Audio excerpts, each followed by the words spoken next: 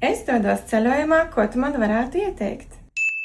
Iesaku sākt sagatavot sejasādi jau 4 nedēļas pirms brauciena, un iesaku sākt ar biorevitalizāciju. Aquashine PTX un Spanish Glow. Tad pēc 14 dienām es iesaku vēlreiz veikt biorevitalizāciju, lai nostiprinātu mitruma līmeni ādā. Biorevitalizācija palīdz nostiprināt mitruma līmeni ādā un pasargā ādu no UV slodzes. Pēc 3 līdz 4 dienām es iesaku veikt pīlingu. Tas noteikti būtu 10 dienas pirms ceļojuma. Pīlings maigi noloba atmirušās šūnas, uzlabo ādas tekstūru, veicina vienmērīgu iedegumu. Kā kopt ādu ceļojuma laikā? Vai kādus produktus es ieteiktu paņemt līdzi? Attīrīšanai es ieteiktu ņemt līdzi no Yellow Rose mitrinošo toniku un pieniņu. No rīta es iesaku attīrīt ar mitrinošo toniku, vakarā es iesaku ādu attīrīt ar mitrinošo pieniņu. Tad noteikti es ieteiktu ņemt līdzi acu kremu, jo āda ap acīm ir jūtīga un plāna, un to noteikti ir jāizsargā. Acu kremu es ieteiktu no Dr. Šramek, High Perfection. Arī iesaku serumu no Skinderma, Exo Ageless. Viņš ļoti labi mitrina ādu. Tas ir ļoti vērtīgi siltajās zemēs. Iesaku paņemt līdzi arī aloe vera gēlu no Yellow Rose.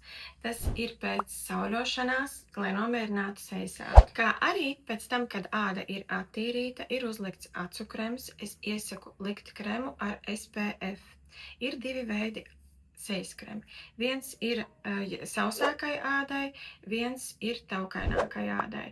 Tad ir jāizvērtē, kādai ādai jums ir nepieciešams. Abi 2 kremi ir ar SPF 15 līdz 20 minūtes pirms mēs izējam ārā saulē, uzklāt aizsargājošo saules kremu. SPF kremu noteikti ir jāatkārto ik pēc 2 stundām. Obligāti ir nepieciešams krems uz nakti. Es ieteiktu no Dr. Šramek.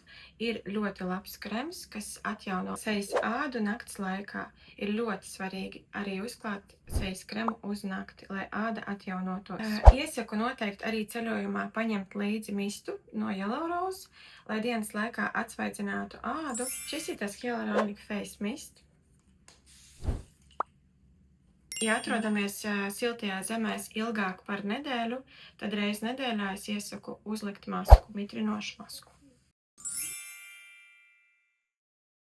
Procedūras pēc ceļojuma es noteikti iesaku veikt nedēļu pēc tam, kad esam atgriezušies, lai āda būtu nomierinājusies, un tās noteikti būs kolagēna injekcijas.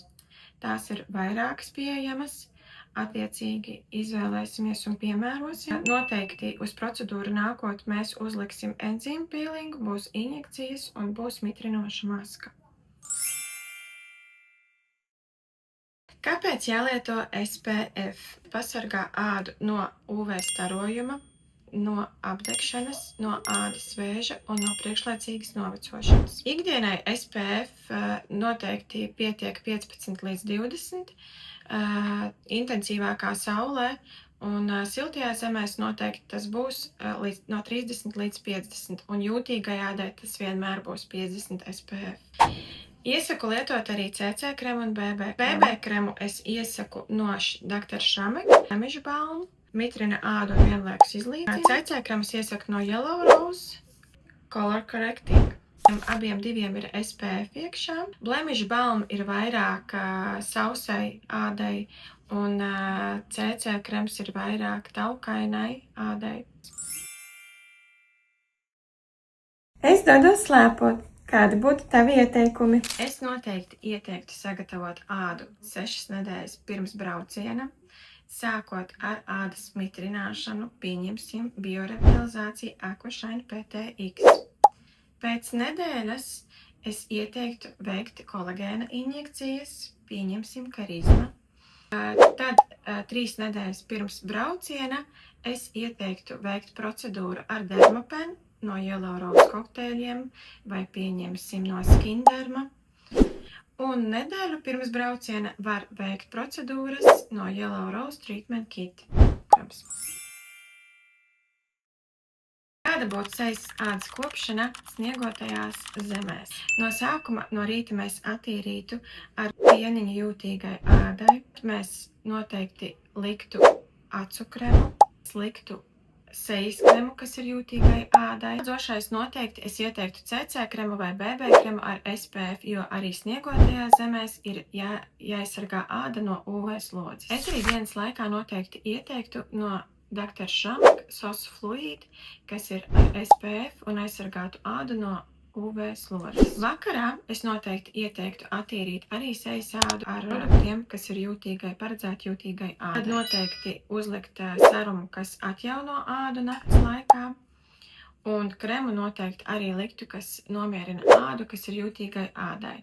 Tie būtu produkti vai no Dr. Šamaka, vai no Yellow Rose Sensitive Skin Face Creams. Dodoties uz sniegotajām zemēm, es noteikti iesaku aizsargāt noteikti lūpu ādu, kas ir ļoti svarīgi, lai nesprāgātu lūpas un būtu pabarotas, mitrinātas. Tad es ieteiktu šo lip filleru no Celestetika, ļoti labs sastāvs un ļoti labi mitrina lūpu ādu. Kā arī es noteikti iesaku padomāt par roku ādu. Tas ir ļoti būtiski, jo augstā laikā roku āda paliek ļoti strauji sausa un arī āda uz rokām sprēgā. Tur es ieteiktu roku kremu no Yellow Rose. Viņiem ir ļoti labs roku krems, ko citi pat brīnās, kad izmanto rokām. Tā kā viņu var arī pat sejai, bet viņš ļoti labs roku krems.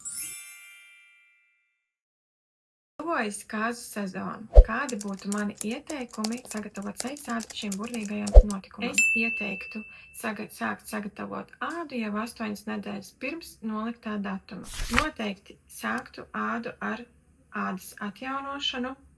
Tie noteikti būtu pīlingi. Pīlingi ļauj ādai atjaunoties un izlīdzina toni.